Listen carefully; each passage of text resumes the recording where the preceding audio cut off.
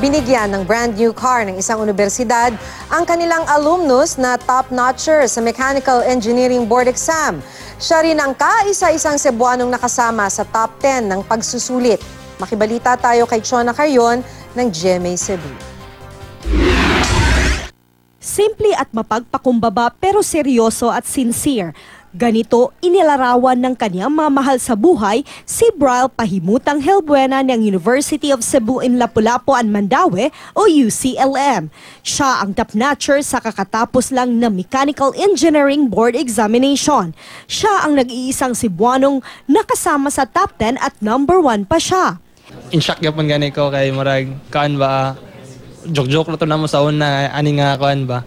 Kayo never magugo nga ni top 1 gud sa any nga exam so karon na gud. Inspirasyon ni Brial ang kanyang pamilya. Bunso siya sa 5 magkakapatid.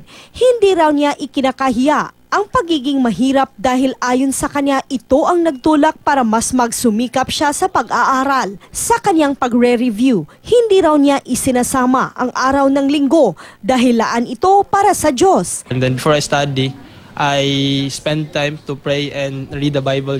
At bilang pagkilala sa galing ni Brial, binigyan siya ng kotse ng kanyang alma mater.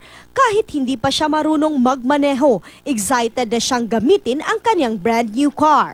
And we're very proud of students like him because they really surpassed the obstacles in their way ba. Very poor, but we know that they have a very bright future, very smart, so we nurture them. Chona Carrion, Nagbabalita, Pilipinas.